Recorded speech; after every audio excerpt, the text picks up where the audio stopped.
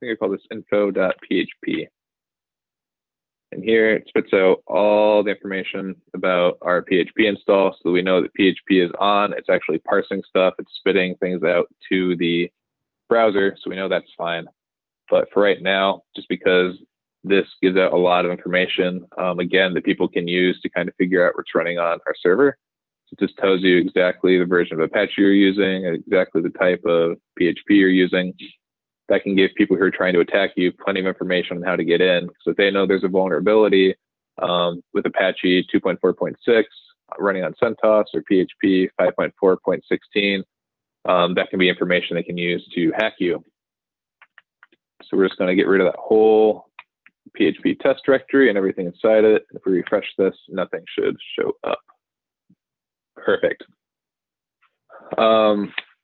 So here's where I can split a little bit based on user interest. Do you guys want to talk about domain names for the next like 15 minutes, or do you want to talk about like some basic kind of security stuff? I guess vote in the chat, please, por favor.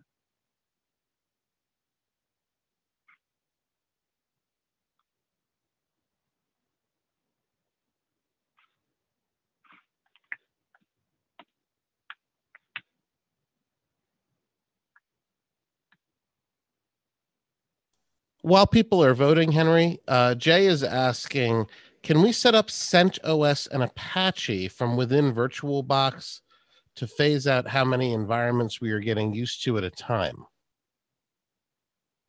Yeah, CentOS is just an operating system, so you can download that ISO and set that up in VirtualBox, but that gets a little more complicated in actually getting that out past your home computer, your router, and your home network to actually get that out to the world. And I've had a lot of mixed success with different versions of everything, and it just, for me, it's a huge pain in the butt that I don't really want to deal with. So I like using DigitalOcean for that kind of stuff, but it's really up to personal preference, really. And it looks like security took the majority of the votes.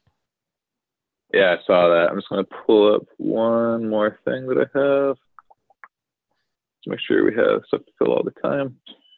All right, so let's talk about security. Sorry, domain name people. It might have to be a different webinar that we do. But if you look at this, it's gonna be bigger. Yeah. So when DigitalOcean sends you this email, they give you an IP address, a username, root, and a password. The big danger comes in from this being a root account. For anybody that may not know what that means, that is basically having God powers on the computer. So the server is going to function like a living being to an extent, where if you try to do something dangerous, for the most part, it's going to try to stop you and say, hey, are you sure you really want to delete all these core files that make my operating system run? And being root, like doing things on the server as this root user kind of takes away all those safety checks and just assumes you know what you're doing and lets you go ahead and just blast things away if you really want to, and it can get really dangerous really fast. So what a lot of people do is they'll add a new user, call it first initial, last name. I like using hquin for everything. And they'll kind of give that account some root privileges so that you can be doing everything as hquin. And then if you run into something that says, hey, you really shouldn't be doing this unless you really know what you're doing, you can do a sudo command like I was doing before, and it'll elevate your privileges temporarily to a root user and run it as a root user so the computer knows you're aware and cognizant of what you're doing. I feel like that sentence got a little bit away from me, but I hope that made sense to everybody. If it didn't, throw something in the chat and Mark will, I'm sure, will interrupt me. So what we're going to do is add a new user called hquin, and all we're going to do is say add user hquin. We're going to set a password with PASSWD for the username hquin, and it's just going to ask us to create a quick password and verify it. So now I have a new user. I'm still logged in as root, but I created a new user called hquin. And now to give that hquin user some root abilities, we're going to say gpassword -a hquin wheel. So really all that's doing is adding hquin to the group wheel. And I know there's an old story from like 20 or 30 years ago why this is called wheel. I can't remember it off the top of my head, but there is a reason this is called wheel and not like admin or admin group or administrators. But this is just how this works for CentOS. So all that does, adding user hquin to group wheel. Now, we want to be able to lock down how we access the server. Because initially, if I hop back over here, exit out of here, that command was like SSH root at IP address. We don't want anybody to be able to log in remotely as root. Because if anybody but us can just randomly guess the password, whether they come up with it on their own, they brute force it, they get some social engineering information from me. If they can log in as root remotely, they can run all the root commands they want and they can totally hose our server. So to combat that, we're just going to take away the ability for you to be able to log in remotely as root and just leave it the ability to log in remotely as hquin or mlassoff or whatever your name might happen to be, so that you can log in as yourself. And if need be, you can use a sudo command to elevate yourself to use some of the root powers without letting anybody else potentially log in as root and wreak havoc on your server. So what we're going to do is open up this file called etc sshd_config. So in here, I'm going to make this a little smaller just to kind of give you some sense of this. This is big file. This is where all the settings sit for running the SSHD program. You can set all kinds of little flags in here if you want to have host-based authentication or password authentication. If you want to challenge response authentication, all kinds of fun little toys and stuff in here. But we're in here for one thing right now, and it is this line that I passed called Henry, permit root login. While you're looking for that, another question. Does anything prevent non-admin users from using the sudo command? Yeah, they need to actually be added to that group. So when I did gpassword -a hquin wheel, that is the line that specifically gives hquin the ability to use that sudo command. So right now, only 2 users, for the extent of this conversation, only 2 users exist right now, just root and hquin. So if you can't log in as root remotely, you have to log in as hquin. And then hquin is only allowed to use that sudo command because it was granted that power by the actual root user. Awesome. So what we're going to do now to block that is get rid of this little octothorpe, this hashtag. So right now that is saying we don't want to really deal with this rule. So we're going to get rid of that. Instead of permit root login, yes, we're going to change that to no, because we 1000% do not want to permit root to log in. So we're going to save that file. And we're going to, again, we're going to say system control reload SSHD. So all that's doing is telling the system to reload the program SSH to take into account that new startup setting we just changed to not permit root to log in. So now, if I open a new tab, let's clear this out. So if I want to log in as root at 192.241.173.235,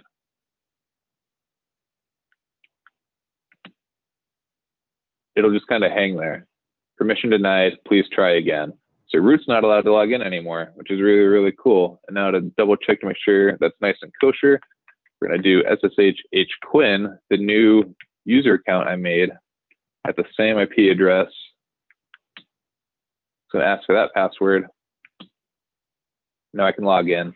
User hquin on the server LTP-webinar.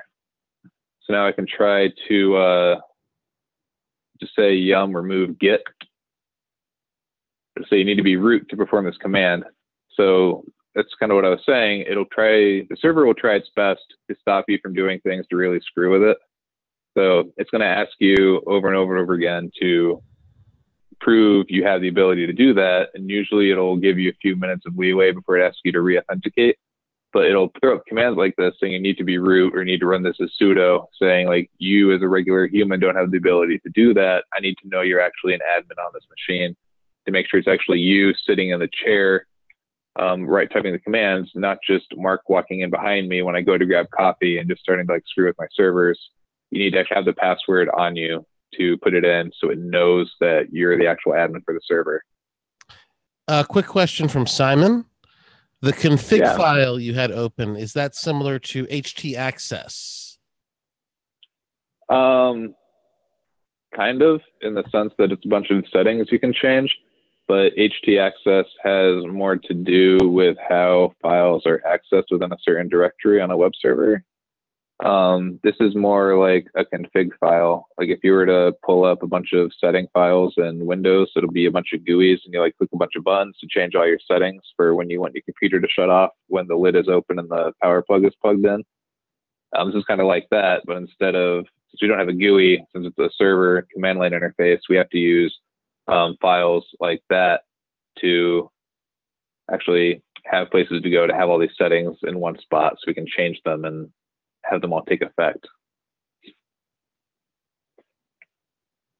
So great, thank you. Yeah, of course. So we created a new user, we gave them the ability, proved that we logged in correctly. Let's do something a little more fun. We have about 10 minutes left. I'm going to talk about firewalls, I think. It's a little more something that's pertinent. So right now, these boxes don't have a lot of security on them. They kind of let traffic come in on every port you can possibly think of. So we're going to set up a basic firewall. Since we're only handling web traffic, we don't want to allow print traffic or like some kind of Bitcoin protocol coming in, or FTP or SMTP, any kind of like email kind of thing coming through, because we're only doing web traffic, so we don't need those ports open, because the more things we have open, the more ways people trying to attack us have ways into the computer, and then they can use that as a starting point to like burrow in and really start to screw with our server.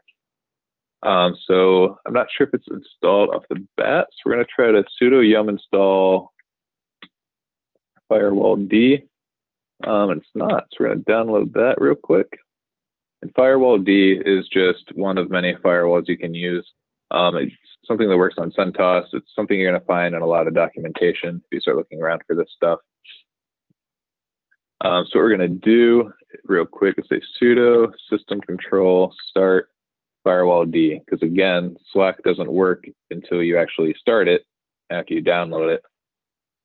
So now that it's on, what's the command to see all of these? I think it's sudo firewall command get services. Yeah, so these are all the different doors in and out of the computer that Firewall D can take care of for us. Is that something everybody can see? Well, I know it's kind of all clumped together, makes it hard. There's like MySQL, NFS, Condor Collector, FreeIPA, LDAPs, Puppet Master. I'm trying to look for things people might recognize. Bitcoin Testnet, Docker's in here somewhere, Docker Registry, Dropbox, Elasticsearch. So all these things are ways that people can get into our box, because these all generally operate on different ports, and ports are just different windows in this one big house of a server we have. So since we're only really dealing with, should be down here, we're dealing with SSH, and we're dealing with HTTP and potentially HTTPS. Right now, those are really the only doors we want open, you know, because we don't want anything else available for robbers to kind of get in. So we're going to say sudo firewall command, and that firewall dash command is something we have to do to tell the firewall we want it to do something. We want to make a permanent addition to the firewall and add service HTTP. Success. So if we hit up, that gives us the command we just ran previously. We're going to add an S to that. So we have HTTPS in there too. And we also want SSH already enabled. Perfect. So now that we have those added, we are going to, I think if we run that command again, it gives us everything. All right, so we want to do sudo firewall, firewall command reload. Success. So now if we do sudo system control enable firewall D, and make sure that whenever we start up the computer, enabling firewall D is going to be a new startup task. So if the computer goes offline, if we manually bounce it, when it turns back on, part of that process of turning back on will be to automatically set up the firewall again for us. So if we go to sudo firewall dash command dash dash permanent dash dash list all, this will show the current settings for firewall D. So all we really need to concern ourselves with initially are these services.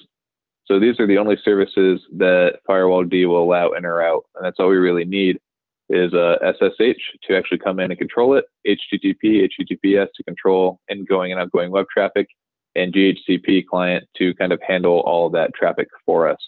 So that when we go to hit this IP address, it knows to throw everything to where it needs to throw it in the var www HTML directory.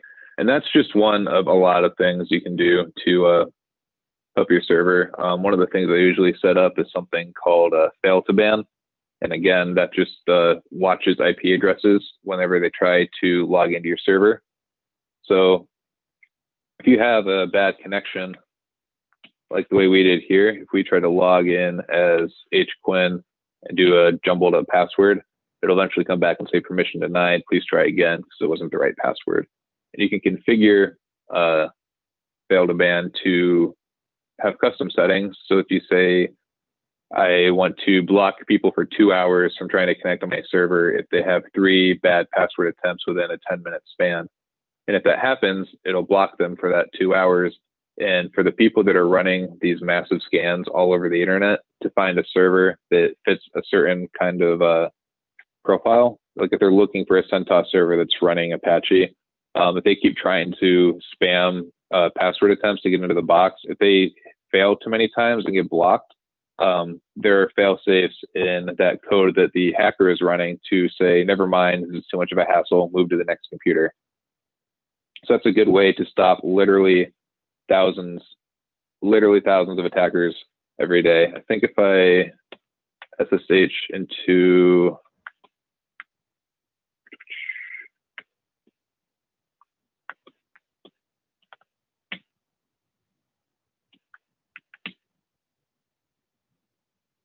passwords are hard, guys.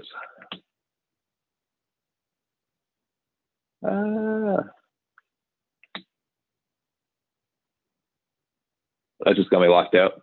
But usually when you log in, it'll say, we blocked so-and-so many attacks since the last time you logged in. And for me, it's often in the thousands if I haven't logged in for a couple of weeks. That's literally thousands of people that are trying to break into my servers that fail to ban is stopping. And you can actually go into the logs and look at all of that. And I kind of go over that in the course and show you how quickly that can be a help, because just in the 5 minutes it took me to install it, it had blocked, I think 100 or 200 attempts. So people are constantly trying to browse your stuff, and there's always more you can do on the security side. It's just about finding a happy medium between secure enough and being overly paranoid, because you're never going to be 100% secure. There's always going to be a way for someone to wiggle into your server.